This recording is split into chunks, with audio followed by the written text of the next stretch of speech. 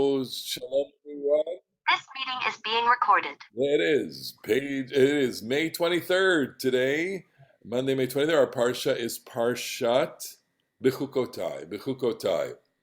I want to say at the beginning, at the outset, it's a difficult Parsha. Difficult because it contains within it what we call the Tochacha. The Tochacha is a set of, I don't want to say rebukes, but consequences of a negative nature, to put it mildly, that will happen if you do not observe the covenant, if you do not follow in God's ways.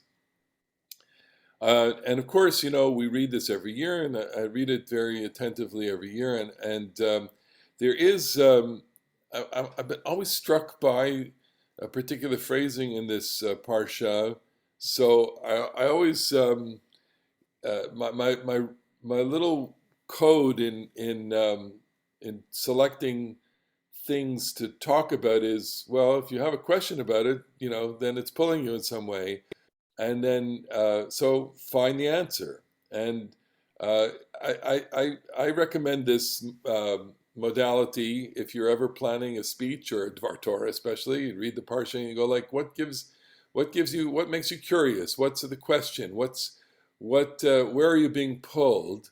And usually it's a process of self-discovery, and it's also a process of discovery. I think especially I want to honor this group. You've been so loyal on these classes. And it's primarily because you share a great deal of curiosity on the Torah, and you enjoy sharing that. You enjoy experiencing the curiosities that I have, and since we're coming into Shavuot, has evolved to become the holiday which we honor learning. We honor this process of curiosity and discovery. I really, really think that as Shavuot continues to evolve, it has become the not only the holiday of Torah in the largest sense, but the holiday of the experience of Torah, the experience of the study of Torah, and that's a very profound idea. And so I want to honor you for your curiosity, and thank you for sharing mine. It's difficult concepts in this parsha, and let's go right into it. So I'm going to pull up the text, and I'm focusing on the word ma'as. Okay, so the text starts out like this: Im bechukotai telechu, Vet mitzvotai tishmeru vasitem otam. And this is the translation. I think it's the JPS translation. If you follow my laws and faithfully observe my commandments, verse 4, Venatati gishmechem beitam, I will grant your rains in their season, so that the earth shall yield its produce, and the trees of the field their fruit. Your threshing shall overtake the vintage, and your vintage shall overtake the sowing. You shall eat your fill of bread and dwell securely in your land. Such a great, romantic picture of full abundance and real luxurious produce and security. V'natati shalom ba'aretz, I will grant peace in the land, and you shall lie down. And as we say in our prayer, no one shall terrify you. Right? You shall lie down untroubled by anyone. I will give the land respite from vicious beast. Vishpati chayara amin haaretz, and no sword shall cross your land. And that's familiar to us because we've kind of used that text in the weekly prayer, or the prayer for peace. Your army shall give chase to your enemies, and they shall fall before you by the sword. 5 of you shall give chase to 100, and 100 of you shall give chase to 10,000. Your enemies shall fall before you by the sword. I will look with favor upon you, and make you fertile and multiply you, and I will maintain my covenant with you. You shall eat old grain long stored, and you shall have to clear out the old to make way for the new. And I will establish my abode in your midst, and I will not spurn you. I will be ever present in your midst. I will be your God, and you shall be my people. I, the Lord, am your God, who brought you out from the land of Egypt to be the slaves no more, who broke the bars of your yoke and made you walk erect. Okay? So I can just close the screen for a second and just get, a 2 second reaction. That is, if you keep the commandments. So the simple question is, what will happen? What will happen if you keep the commandments? Simple answer is, everything will be okay. Everything will be great. The seasons will function. There'll be food. There'll be security. There'll be all of the major categories of human need, right? Who's the psychologist that establishes what do people need? People need a personal security. They need a sense of they're not gonna lack for anything. And what could be better than knowing that you have what to eat and you have a roof over your head, and that in terms of global security, that is global, local and around you, everything is fine. Okay, so that's what's going to happen if you observe. John, go ahead. Unmute. I think that's very black and white, but when we get to Job, it gets a little gray. Well, sure, and this is black and white. It's probably not as black and white as you think, but it is. I would say at this stage of the relationship, there is a quid pro quo going on here, but it's a relationship, and of course, a relationship has lots of layers of complexity to it, as we're gonna see in just a moment. So yeah, Job's theology and Leviticus's theology, they're theology, but they're not. They're different flavors. Go ahead, Marlene. And it's written in the plural so that it isn't a one-for-one relationship. It implies that there's a job that we yet need to do to have everyone do this. So absolutely correct. There's a vision here that the people is going to be collectively creating its covenantal relationship with God. That this is a collective relationship. And I think that idea is at the heart of Jewish peoplehood, a sense that we're all in this together, and the tension that we have, and we're going to talk about this a little later, so just hold on, is to what extent individuals and their relationship affect the whole in terms of our, I guess, valence towards God. Alana, go ahead. So to what degree should we follow those laws and commandments and this? And does God think that it is possible? So it's a great modern question because what we mean by following the commandments today obviously is something different from what was meant in the Bible. And of course, we have the whole apparatus of a Judaism that has evolved from biblical Judaism, and a sense of covenant that is much different. So I want to be very cautious about applying. I'm going to do this, but I want to be cautious about applying these biblical categories to modern times, simply because we have such a wide variety of quote unquote keeping the commandments, such that there would be those from other communities who would regard, let's say, those of us in our community as not keeping the commandments, and vice versa, really. So it's a very complicated question as to what that means, and I think that I'm interested in the question, certainly, because it's a boundary question in terms of what's in and what's out, and That will define us. Nanette, go ahead.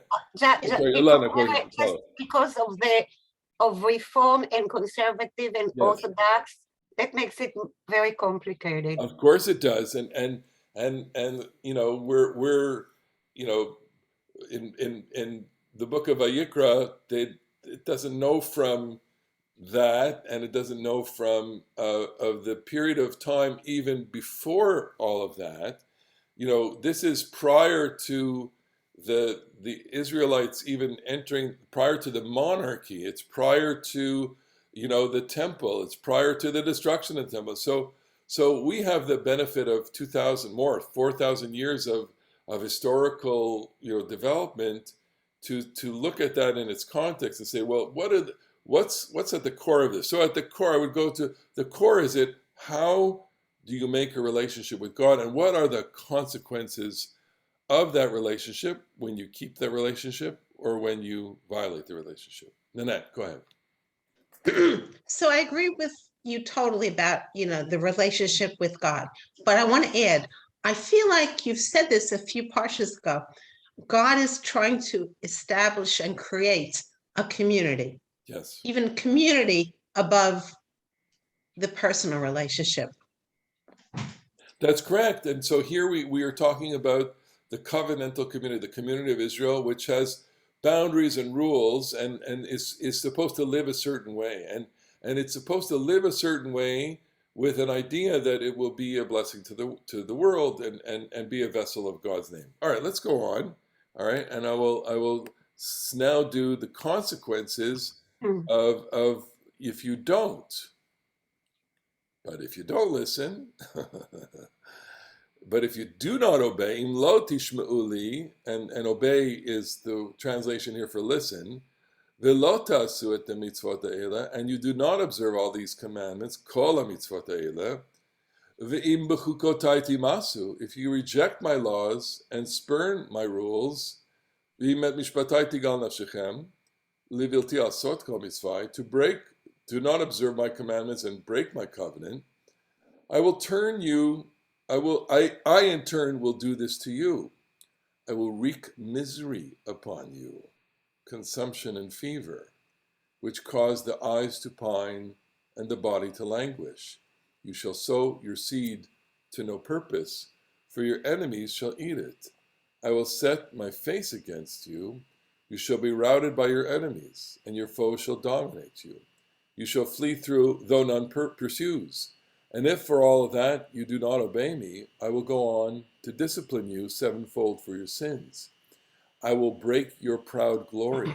I will make your skies like iron and your earth like copper, so that your strength shall be spent to no purpose. Your land shall not yield its produce, nor shall the trees of the land yield their fruit.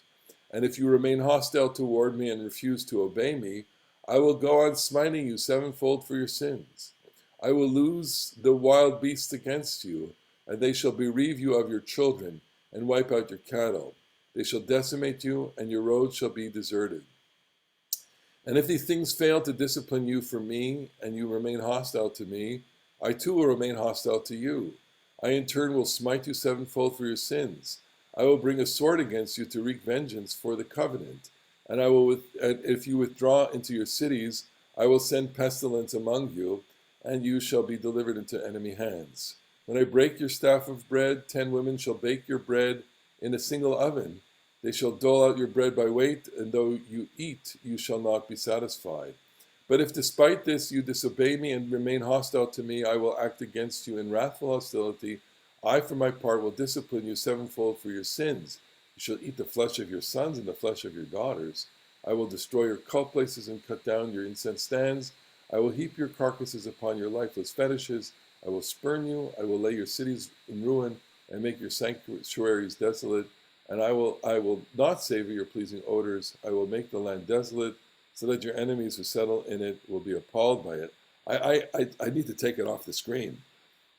Oh, God. So I'll give you my reaction since I'm reacting to it, which is, you know, reading this closely, it's like, wow, it's like on fire.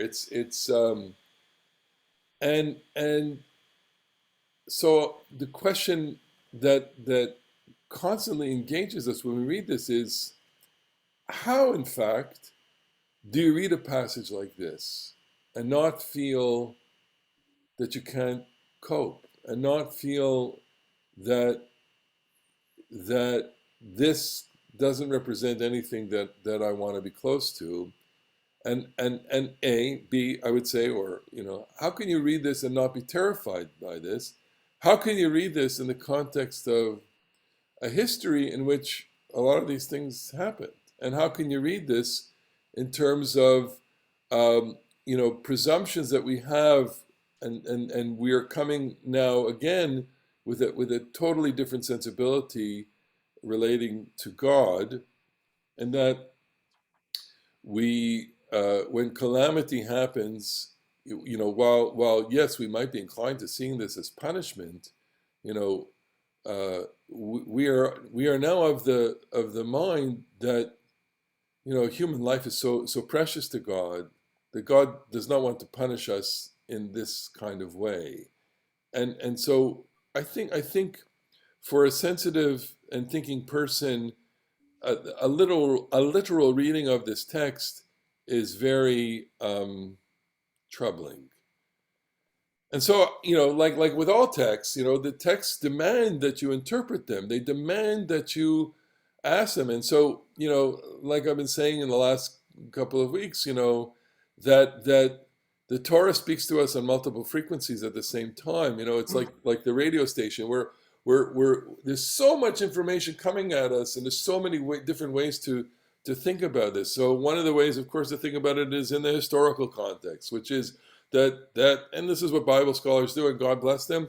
They understand that the Torah functions like a treaty with a sovereign and a subject, and that all treaties have provisions of acceptance and fulfilling the treaties. So this is in some ways no different from other Near Eastern ancient treaties between sovereign rulers and their subjects, in which the consequences of upholding your side of the treaty will be met with reward, and the consequences of not maintaining your side of the treaty will be met with penalty. Even today, when people enter into contractual relationships with each other, some contracts where you have this relationship will have provisions of, this is what happens when we sustain the contract, and this is what happens when we don't. If you don't, you'll be penalized. Like, for example, a relationship that ends, or a covenant of a binding relationship that has a non-disclosure agreement. People go into relationships, where they work for someone, and they have non-disclosure clauses, and then the penalty of that could be written into the clause, which says, certainly if you violate it, you'll lose your job, but you may be subject to other kinds of financial penalties. And so it's not unusual for a covenant or a contract to include provisions that may be severe for their non-acceptance, or if you don't follow them. The problem here is that we want to read this as if we are there.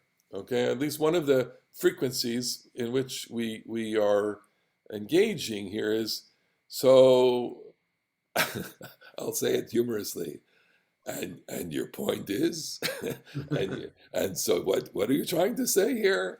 And forget the thousands of years of Jewish history, which included being exiled and included lots of persecution. But so what are you saying here, God? So on the surface, I think what God is saying is, take it seriously, folks. This is a relationship in which everything is on the line. Your lives are on the line. I've entered into this relationship with you. I've redeemed you. And I want only one thing from you. I want your loyalty. Maybe two things. I want your loyalty, and I want you to do the stuff that I'm asking you to do. I want you to create a society which is governed by these laws so that you can be the representative of me to the world. That's what I want. And that's not something that you asked for, but it's something that I wanted with your parents, your ancestors. I entered into that relationship with your ancestors because it was so important to me to break through to the world. So now it's your responsibility. And if you don't want that responsibility, well, you don't have the choice really to leave. I mean, you always do, but if you don't, then it's not going to be out of choice. It's going to be out of either punishment or my removal of myself, because I will no longer be able to depend on you. So what I want to say here is that on the surface, it works like a contract, but beneath the surface, there's an intensity exactly that we said here of relationship. It's an intensity of relationship. So there we talk about the metaphor of the marital relationship in terms of in this relationship. It's not so far from the surface here. It's not very distant here. Marital, friend, companion, all of these are relationships that have tremendous investment in them, and the violation of those relationships in any form can elicit the sternest reaction. And I see you have your hand up. Go ahead. Yeah. So, hey, Rabbi, I mean, not for anything, but do you think this is kind of a dictatorship? So, I personally don't frame the relationship between God and the Jewish people as a dictatorship. I can certainly see how people could see it that way, but bear with me as we work through this, and I'm thinking like, some relationships, like some human relationships, some, of course, political relationships function as dictatorships. Some marriages, some families function as dictatorships. Some congregational relationships function in that way too. What I say goes, right?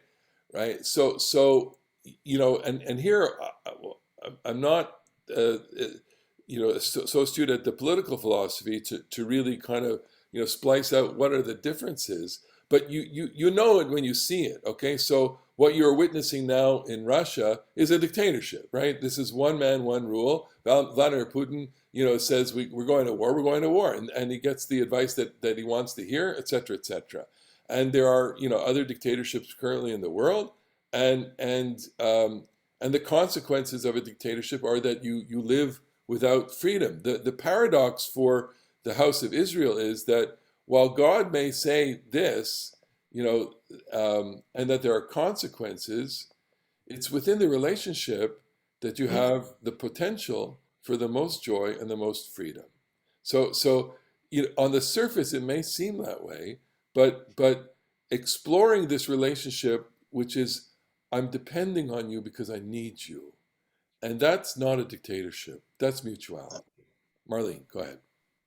Then if all of the situations that you're showing is where both parties have accepted something, and there are regulations on each side, or requirements or requests. Yes. But when the Jews signed on and said, Na'aseh v'nishma, we will do it and we will listen and obey, they didn't have a set of things, well, you'll do this and I'll do that. They just said, okay, to a superstructure. They did, but the superstructure did include the framing idea, which is, I will be your God and you will be my people, right?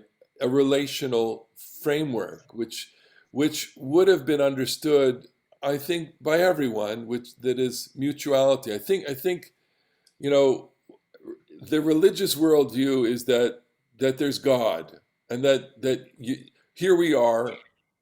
I guess the monotheistic religious view is God and us, and that we're in a relationship, and that so the relationship, as is pointed, disclosed here, is it's a kind of quid pro quo. You do this for me, I'll do this for you. That may look, as Nanette said, it may look like a political relationship that where God has all the power, but I would caution that frame because there is a lot of vulnerability here on God's part, and there's a lot of necessity. Okay, go ahead, Gatel, and then Ilana. Go ahead. I'm sorry. When I look at it, I see it more as a paternal relationship. Okay. And that God is telling us, as a parent would tell, and parents have expectations that the kids have to follow through certain things. It's not written, it's not codified, it's not put out in the same way, but there is that kind of a relationship. This is how we live. This is what you do. This is how you behave. Absolutely. And again, that metaphor certainly functions, a paternal relationship where you have God as the benevolent parent, the benevolent father. But how we shape that relationship and how we understand what metaphor is, I think, part of what the creativity of Jewish life is. Yeah, good. Ilana, go ahead. I'm sorry. No relationship can be perfect. That everybody knows. If we look back to history, we see that some of these threats or rewards came true. We had good times and we had bad times, which shows that it can never be. I don't know how it can be done to go all the way and to follow the requirements in order to get the rewards and not to have those terrible threats. So how is it? How do we do it? Well, what you're saying is actually quite true, which is that someone reading this, let's say after the destruction of the temple, when the first temple, when the Jews are exiled from Judea to Babylon, and they're actually putting together the Bible, and that the Bible itself, and we're not only talking about the first 5 books, we're talking about all the way through Joshua, Judges, Samuel, and Kings, that the Bible is a story of this relationship, which in the end ends badly. It's at least as far as the book of Kings, at the end, the temple is destroyed and the people are dispersed. It's not until Ezra and Nehemiah that they get the chance to re-enter the land and to reestablish their sovereignty. The Bible, the framers of the 24 books of the Bible have to end it with hope, but the end of the book of Kings it's not too hopeful, and so this is going to resonate very deeply among people who have experienced exactly what you said, which is never mind the ensuing 2,500 years of Jewish history and the last century. Do we even need to go there? Never mind that part. Even the part of their lives that they've experienced, has borne some of this in reality. Go ahead, Bob. What I find very powerful about this is that isn't this the first time that options are being provided to folks, to the Jews, and that you're not victims of nature or randomness, but you have free will to choose in terms of doing things. And I believe in the Hasidic movement, the curses even have hidden blessings within them, according to things. So I wondered if you had any comments about that. That's very lovely, and it may not be the first. Of course, the Torah up until this point is filled with different kind of reflections of tests and possibilities of behavior and all that. But so it may be a strong expression of things that are already implicit up until now. And yes, I think here the Hasidic tradition, mystical tradition, probably gives a great layer of insight into this. That and we who are not part of that tradition or outside of it or observers from a distance, see the poetic wisdom that within curses often come blessings. And it so happens I happen to be reading a book now called "The Biggest Mistake I Have Made," or my biggest mistake, and it's written by a guy named Terry O'Reilly, a lovely writer and broadcaster from Canada, and he's talking about all the career mistakes that people made that ended up to be the most consequential developments in their lives, that had they not made those mistakes, they wouldn't have ended up where they were. And it's a really interesting way of framing things, and it's kind of similar to there is a blessing within the curse, and where I would go with that is saying, okay, so now reading and we only read barely half of this.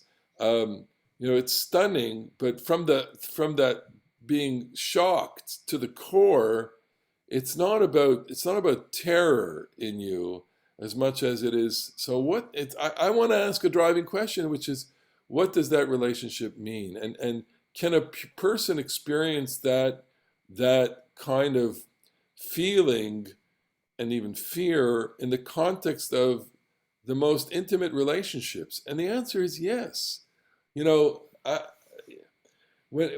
you think about it, and God forbid, and all that, when you have a relationship with a loved one, and you endure a crisis, a health crisis, for example, all of a sudden, the terror that you are experiencing is overwhelming, and everything in your life is funneled through the crisis that's in front of it. And then you wonder, well, why am I feeling such terror?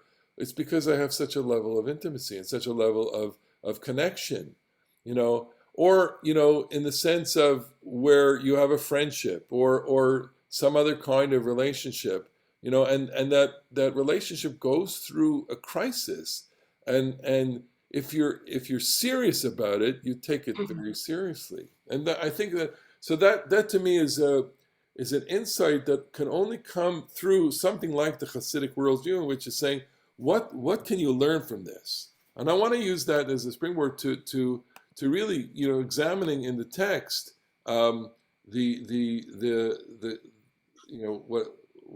what's going on here. And I'm using the first line here by comparing what it says here. If you do and if you don't, exactly how do these compare? What does this mean? So the text says, "Im behukotai telechu, ve'et mitzvotai tishmeru, vasitem otam." I'm reading on the right side. "Im behukotai telechu." If you walk in my statutes, and if you keep my commandments, and if you do them, okay? That's what it's saying on the plus side, on the positive side. Walking in the statutes, keeping them, doing them. On the minus side, on the negative side, it says, if you do not listen to me, and if you do not do all of these commandments, and if you despise my statutes, and if my laws repulse you, so that you refrain from doing all of my commandments, so that you discard my covenant. So I have to say, reading this, every year, I'm always struck by the fact, that the positive says one thing and the negative says another thing.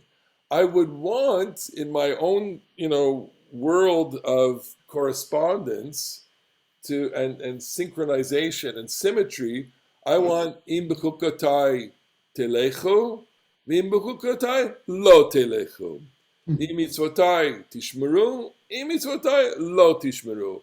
Vasitem otam velo asitem otam. In other words, a straight one-to-one symmetry of, if you do this, and we do have other texts that say this, but this particular text doesn't say that, and that says, hey, what's going on here? So this particular text doesn't say, if you don't do this, if you don't walk in my statutes, if you don't keep my commandments, if you don't do them. What it does say, if you don't listen to me, if you do not do, if you despise my laws, my statutes, repulse you, so that you discard my covenant. So here I'm going to make it very clear.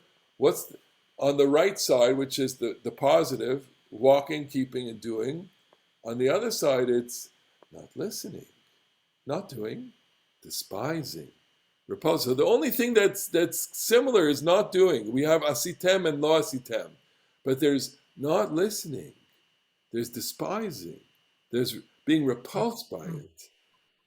That teaches me something. This says, take a look. That means dig into this text, because it's saying it's not binary. It's not a binary. If you do this, great. If you don't, like I just spent the first half hour saying, this is what a text is, this is what a treaty is. If you do it, yes. If you don't do it, no. You get punished.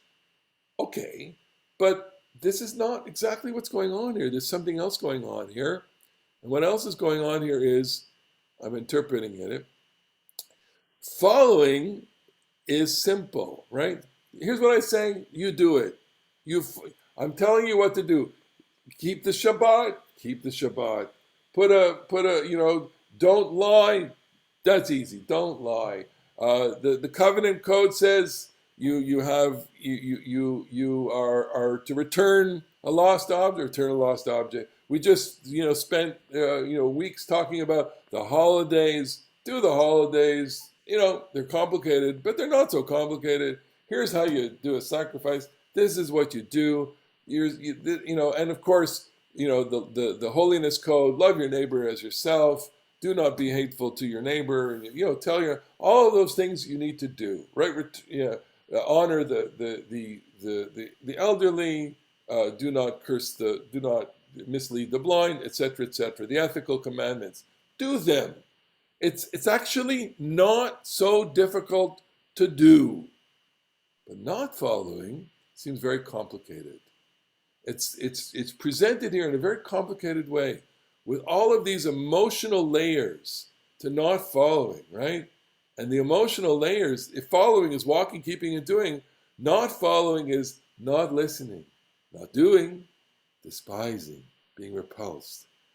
And here I feel it. It's emotional, right? The Torah is reaching me emotionally and saying that doing it is kind of easy, but not doing it has a presumption that you have a certain attitude towards this, that you actually don't like this, that something bothers you here, that you're repulsed by it, and that you have a physical sense of disgust. Okay? That's interesting. Why the difference? And so what is it teaching? So I want to go here. Well, what does not listening mean? Okay, so here's the Bible quiz portion of our class. Vayihi kedabra el Yosef yom yom v'lo shama ela. I'll translate it. She was speaking to Joseph daily, and he didn't listen to her. To lie with her, to be with her. Okay, so you want to explain the context to that? He didn't listen to her. It means he didn't pay. That was good. What's that? That was a good not listening. But okay, so I'm going to close the screen for a second because it's a great example. I want to see your face, Ellie. It's a good example of not listening, but she, I'm going to be very sensitive to the wife of Potiphar for a second. She obviously needed to have attention, shall we say? Okay. That's the wrong person. She needed attention. We're not talking about, we're talking about Joseph. We're talking about Joseph. We're talking about he didn't listen to her. He didn't pay attention to her. He ignored her. Okay. So she wants to be listened. She wants him to sleep with her, right? She wants the most intimate attention from him. Okay. And he ignores her, or he doesn't pay attention to her. And that's offensive, okay?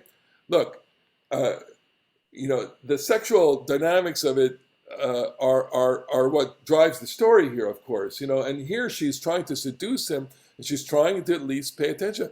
How humiliated would she be if in her various attempts to seduce him by her beauty, let's say, and he doesn't pay attention to her? It's humiliating.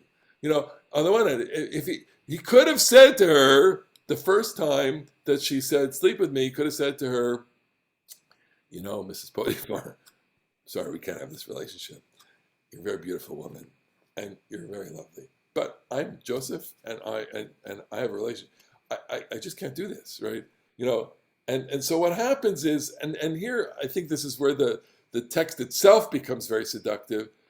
I read this text thinking that forgive me, Bob, because I'm gonna step over onto the Hasidic territory, but Joseph's no tzaddik, okay? There's plenty of ambiguity in the text that he's not refraining, that he's playing along with her.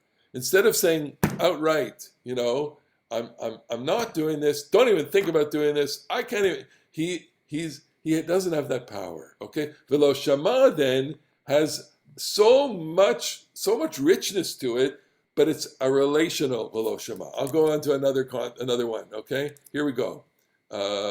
Again, with so Vayomru ish al achiv aval hashemim anachnu I'm sorry. Aval hashemim anachnu asher ra'inu tzarat nafsho beitchanano eleinu. This is the brothers say to one another, we are guilty for our brother. We saw his torment when he was pleading with us. Velo shamanu. We didn't listen to him. Alkein ba'aleinu hatzara azot. That's why we're experiencing all of this difficulty. This is the brothers kind of confessing to themselves that the trouble they're experiencing in Egypt is because they didn't pay attention to Joseph. Not that they didn't listen to his pleas. They didn't have sympathy. They didn't feel. Okay? Again, Vayan Reuven otam vayomar lemor halo amarti alechem. Reuven says to them, I said to you, don't sin to the boy. Velo shamatem, you didn't listen to, you didn't hear the earnestness, the urgency. And Moses says, Vayomer hen, vehen lo yaminu li, the people are not going to believe me. Velo yishmeu bekoli, and they're not going to listen to me. They're not going to understand. Okay? So I have all these, in the last one, Vayechazak, or this is the best one. Vayedaber Moshe Kain el bnei Yisrael. Moses tells that God is going to deliver the people. Velo shamu el Moshe. They could care less. And so the idea of you not listening to God is not just, I turned the radio off, and I didn't hear the content. I did not put my soul into it. I did not hear you with my whole heart. I did not listen to what you were saying, right? And that's, in the context of relationship, you are not hearing me. When a child or a spouse or someone says that to the other person, they don't mean I said this and your hearing aid is low. They mean you're not understanding what I'm saying.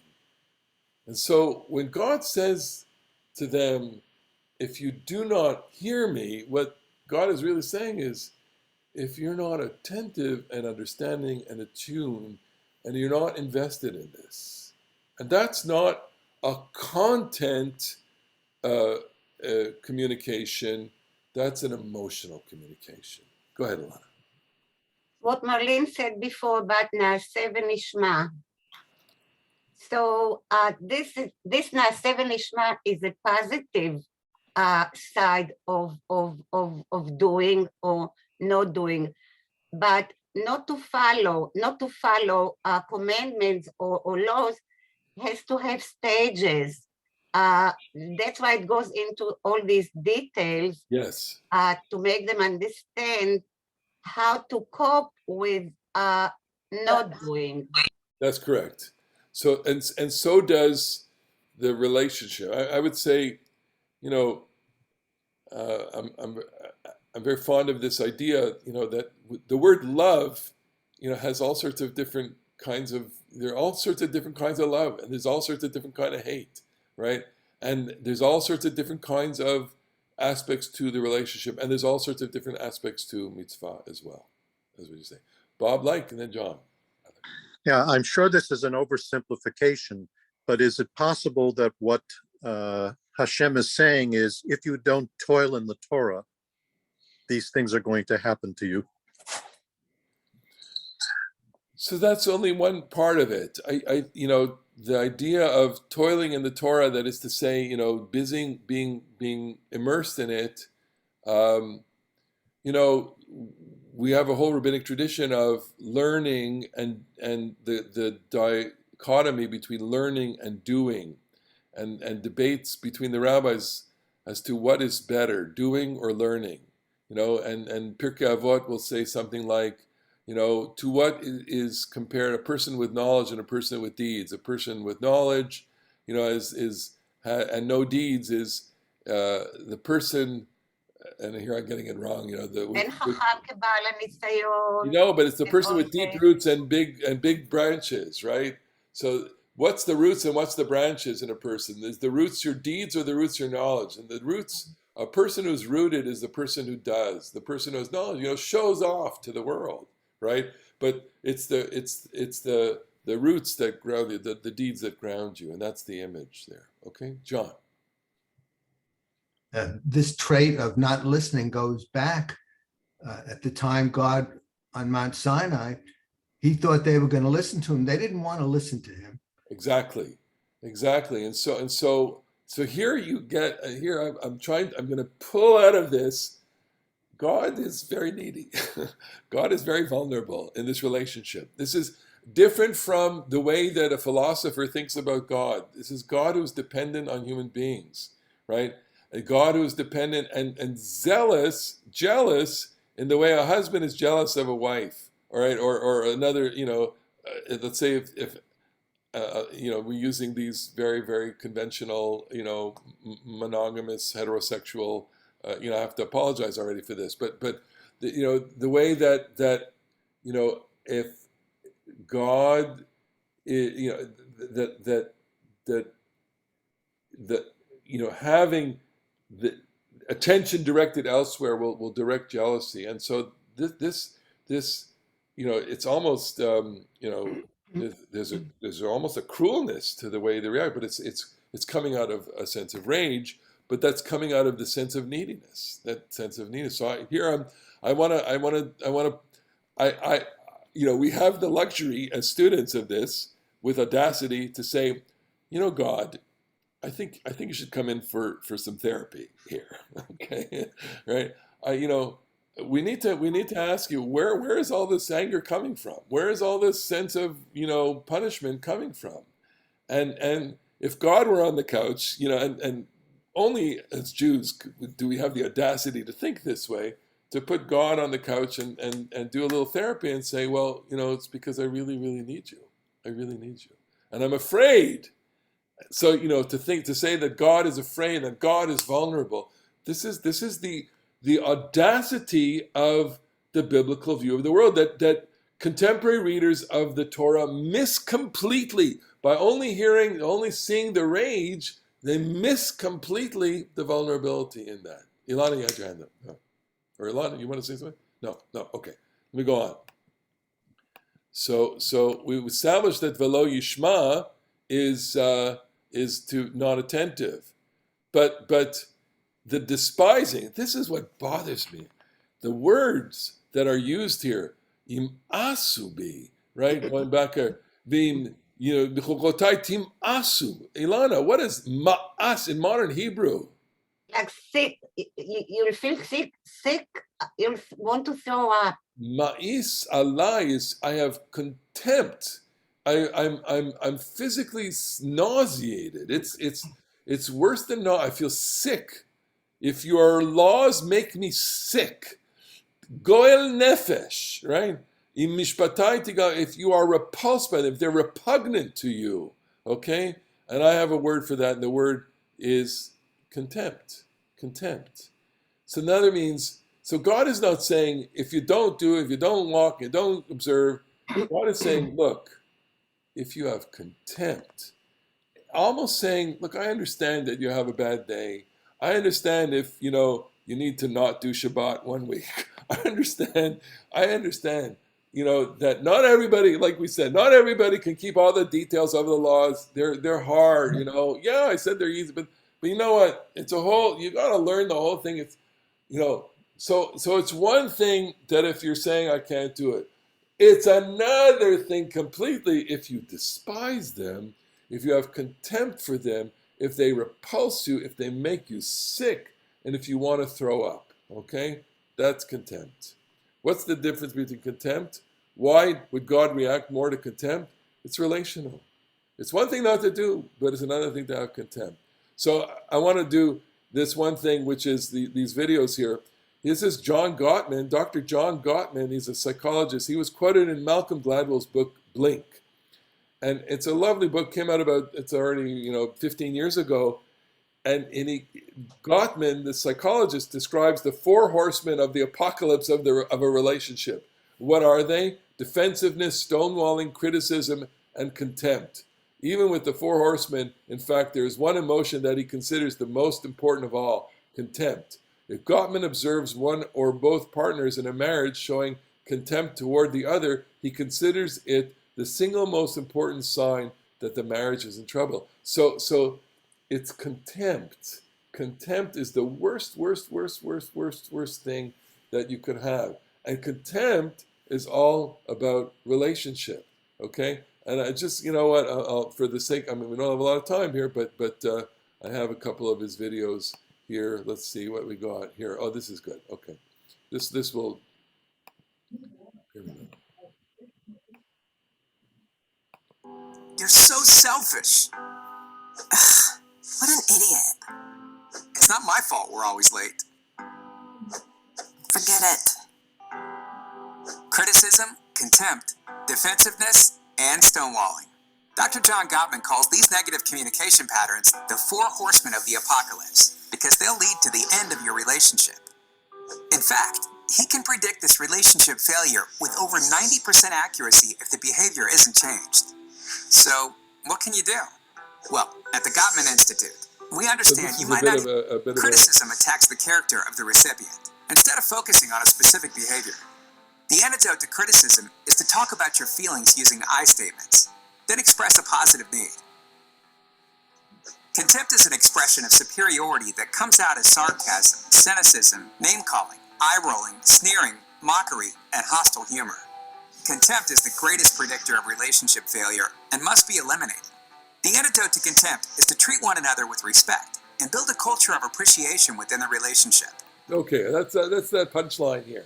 Okay, very interesting. It's fascinating. I love the idea of using this metaphor for the relationship because when you do that, all of a sudden you see that this is like the God-Israel relationship is like a marriage, and in the marriage, there are a lot of tripwires, there are a lot of sensitivities, and the thing that God is saying here, to as it were, is, look, I'm putting all of this before you, and of course I want you to do them, but if you don't see the value in them, and if you actually hate them, if you despise them to the point that you want to reject this, I'm not going to feel good about that. And the sense of consequences is quite urgent. So what we get out of this is the urgency and the seriousness of the relationship, and that, I think, is what's going on here. Rather than reading it all as a kind of one-to-one correspondence of, if you do this, great; if you don't do this, bad. It's not about that at all. It's, I'm so vulnerable to your violation because I need you so much. My existence in the universe depends on you. It's a lot to place on your shoulders. It's a lot of responsibility to give to you. And you did not ask for it. You were born into it. And I understand that, says God. But it's yours. So rather than despise it, let me ask you to love it. Let me ask you to engage with it. Let me ask you to study it. Let me ask you to make it your life. Because if it is your life, you'll find so much meaning in it, and you'll be able to bring my name to the world. Okay? I find that to be a fascinating and almost refreshing way to look at this. And I want to just I'm going to conclude. It's not a great way to conclude, but I want to pose the question on this, which is, let's be honest. We exist in a time, and I think, of course, maybe everything since the Enlightenment, and maybe before the Enlightenment, there are Jews, and of course the Bible anticipates Israelites who are going to have another thought or two about this whole. How do they feel about this? Rashi, just for the sake of 2 seconds, what does it mean? All these categories: despise, scorn those who practice them. So it's among Jews the relationship to those who observe, and contempt for those who observe. This applies to hating the sages, and there are plenty of reasons to hate the sages, but you shouldn't. Okay, right? That is to say, if they're corrupt and if they're unsavory, yeah, and they don't, but let's take good sages, okay? People who are have integrity. When you hate people with integrity, that's bad, okay? And on and on and on it goes. Rashi is saying, okay, that there's a way to people walk around with these feelings about this, and these feelings exist, I think, within Jews. Are there Jews who have contempt? Yes, for Judaism, for Jews, for Israel, for God, for religion and ritual. I think, and here I'm putting this up on the screen, but I want to close the screen for a second because I feel, and here, I'll do my own therapy, which is, I have it's like the conversation shuts down when for anti-Zionist Jews, there's no conversation, today. It used to be that on the question of Zionism and Jews, there was a big debate, but the state of Israel exists, and it's complicated, and we understand that it's complicated, but for Jews to not support or want or feel some kind of affinity to Israel in the simplest way, that they're fellow Jews, right? And to actively work towards undermining that or destruction, there's no conversation. We don't live in the same universe of discourse. Likewise, there are plenty of Jews who have total contempt for Judaism and total contempt for Jewish ritual and total contempt for other Jews and total contempt for God also. I have my candidates for these people, and I guess oh my goodness, we're out of time. We can't go into to who would be my favorite candidates, but I'll just do one because he deserves our total reproach and a verbal smack, okay, and that would be Shalom Aslander, who published a tirade, ridiculous diatribe against the observance of Passover just before Passover in the New York Times, and forgive me for making a condemnation here, that the New York Times had no compunction about publishing what was pure drivel and anti-Semitism, under the rubric of, well, here's a Jew, he's a Jew, and he hates Passover, and he hates God, and so that's okay, right? Whereas, the New York Times would never dare, over the same weekend when the Christian world is observing Easter, to publish something that mildly criticizes, a Christian's view of Jesus or Christianity itself.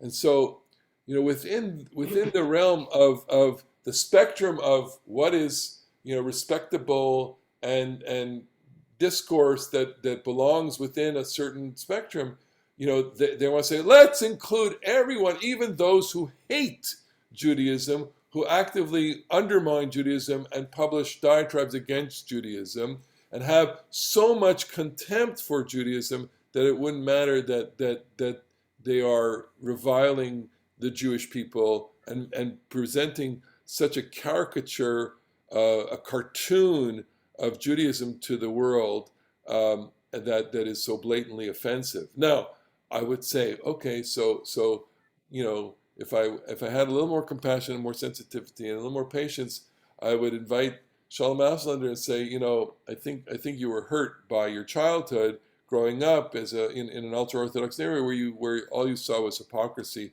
and we get that there's trauma, and we understand that you experienced trauma, and we understand that this has fed a certain revulsion. But there's a way to deal with that. And you know what? We're not saying to you, go become a conservative or reformed Jew. We're saying that rather than spew the ugliness that you lived with, the hypocrisy and the vileness that you grew up with, and making that normative as a representative of all of Judaism, maybe there's another way to talk about it. I think that so this is, on the one hand, there's, we know that we live in a world where there's lots of different discourses relating to Jews and Judaism, and all sorts of public figures, Jews, who are themselves out and out anti-Semites. They hate Judaism, they hate Jews, they hate God, they hate Israel, and so the idea that where does that come from? I mean, there are people obviously that have studied this, and that phenomenon is part of us. It's not. Of course, it's a marginal phenomenon, but in our culture, nothing is marginal anymore, in the sense that with social media, everything gets amplified, and with traditional media like the papers, etc., everything comes into the full audience. But this does damage. The idea that you hate and you can be so repulsed, and so now I understand, in a sense, that revulsion can lead to damage. So now I want to take God's side here, which with I would say, okay, God, you were a little extreme. The verse about eating your children, I if this went into a second edition, I'd suggest you delete that. Okay, but I understand where the anger is coming from, because if you were to read, if anyone here ever had the experience of being said to you privately or publicly, you disgust me, I hate the ground that you walk on, I don't want to look at you, and every time I look at you, I want to throw up, right? And I'm saying this, and thank God I've never really had that experience either, okay? But I understand, what it would mean to have the reaction that someone reviles you so much that you could be excused for being a little defensive about it. Okay, that's what I've said. A lot of comments about this. Go ahead.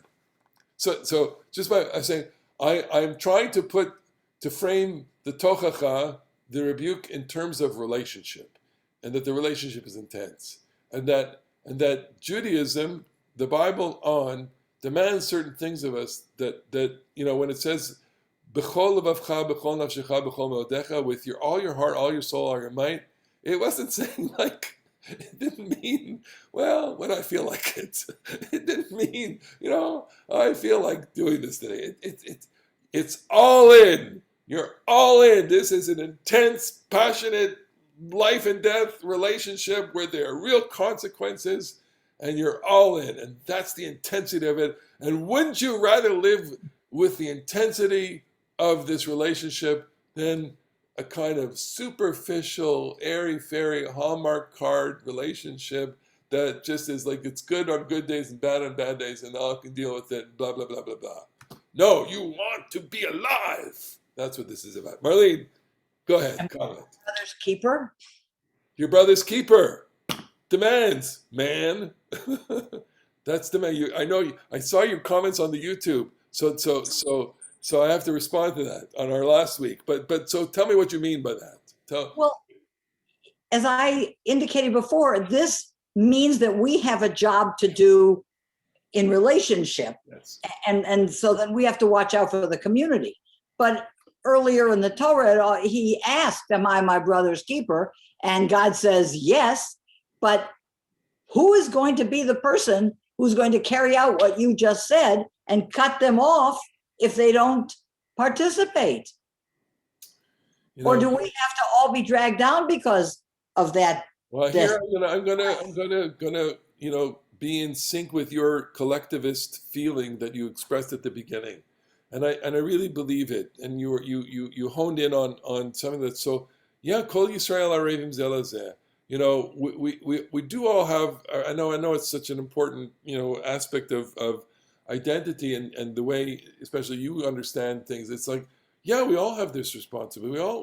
We all share this, and we all ought to serve as correctives for each other, and that's what it means to be a people. So I would say, yeah.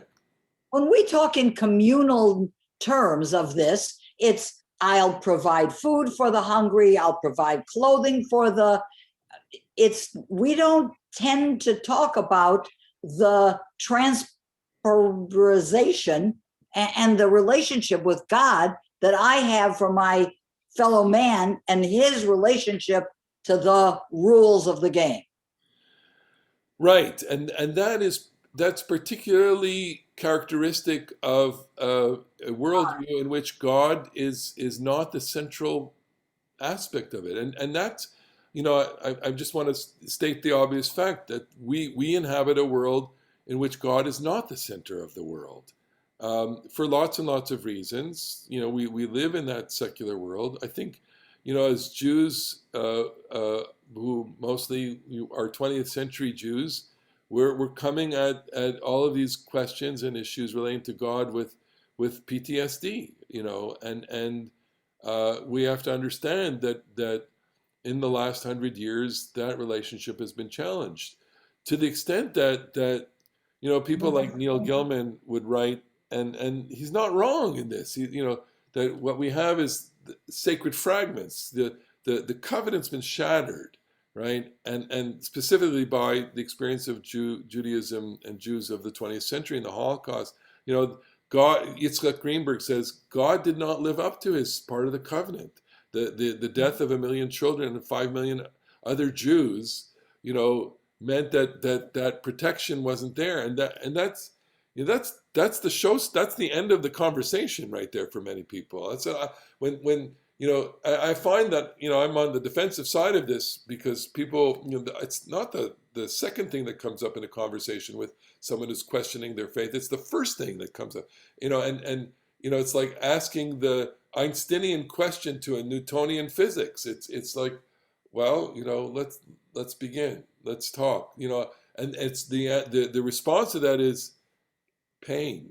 I can see your pain. I can see your feeling of complete shatteredness, and what you need to contend with in as you experience this pain is the one little piece of reality, which is, despite all of that terrible, terrible, terrible, terrible horror,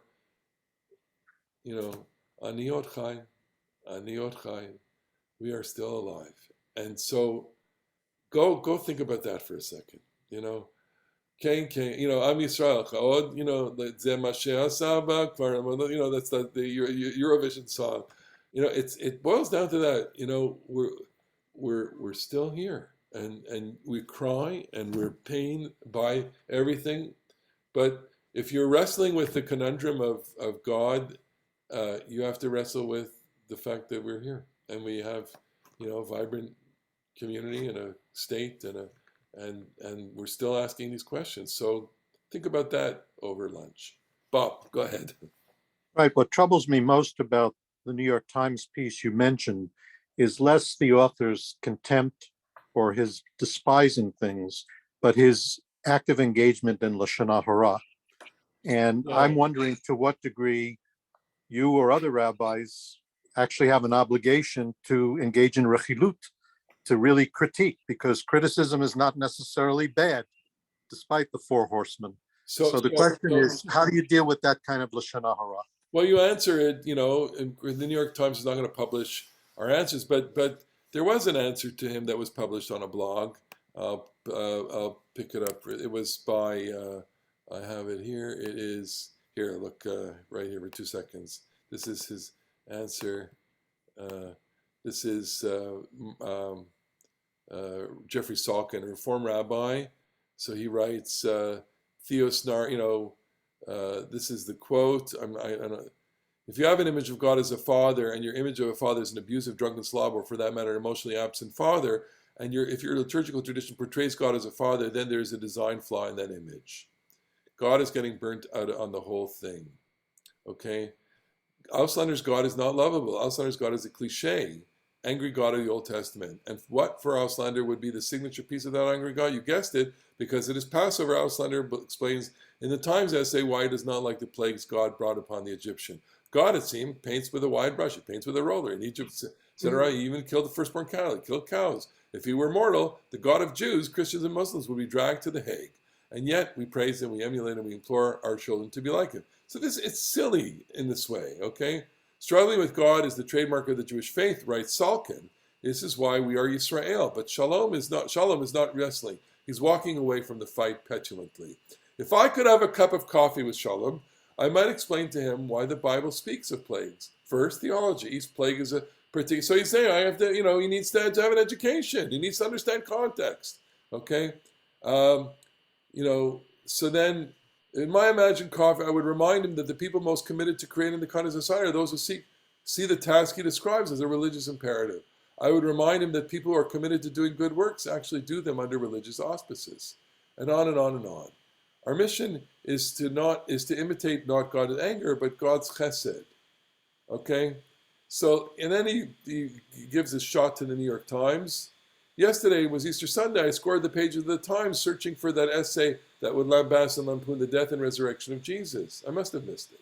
But when it comes to Jews or Jewish theology, go for it. Because you can attack Jewish sensitivities and sensibilities, religious and otherwise, with impunity. And when it comes to belief in God in general, you can mock that God in a way that would never mock, let us say, sports. Finally, even though Auslander and God are not exactly on speaking terms, I have words that Shalom could actually say to God. Listen to this. This is Danny Matt. We know Danny, okay? Yeah. May I unlearn his prayer from Jewish Men Pray, which is from Kerry Olitsky. May I unlearn all the familiar names that have been attached to you. May I erase all the images that have been fashioned of you. May I see through all the filters that you have imposed on you. May I yearn to discover you in all your naked glory.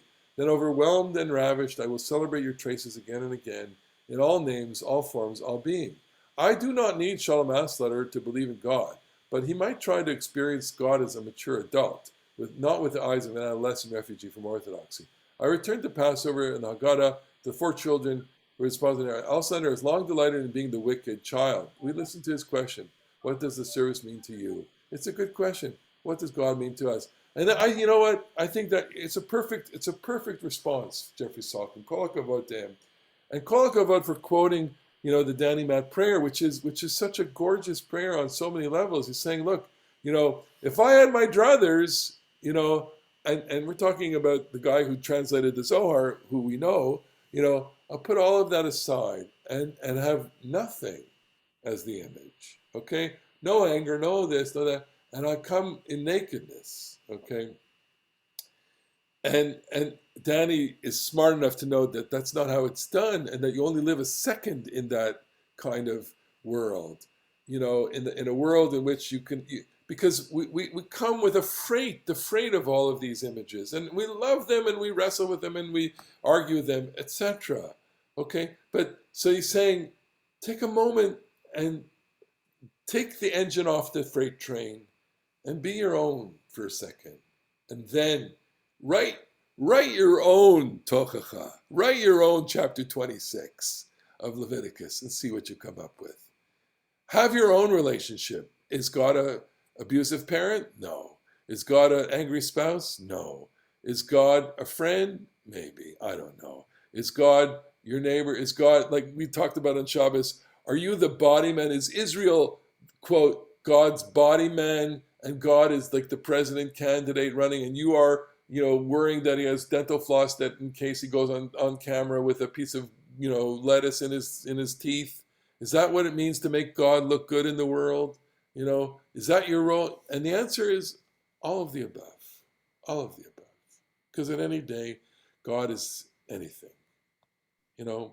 So we have one one set of images frozen here in 26 of Leviticus, but there's a whole lot more.